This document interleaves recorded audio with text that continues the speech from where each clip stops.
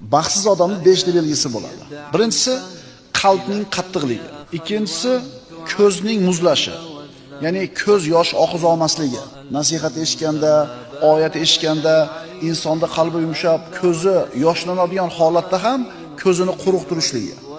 Uchinchisi hayoning kamligi. Hayoning kamligi insonning baxtsizligiga dalolat. To'rtinchisi dunyoga rag'bat.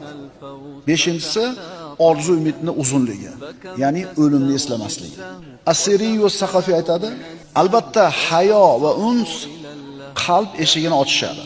Agar unda zuhd va taqvoni ko'rishsa, shu joyda qolishadi, aks holda yo'q. Insonda qalbiga kirar ekan mana shu ikkita sifat: hayo bilan uns, mehr shafqat. Agar mana shu insonning qalbida taqvo bo'lsa, zuhd bo'ladigan bo'lsa, shu yerda mehr ham, hayo ham qoladi. Aks holda chiqib ketadi.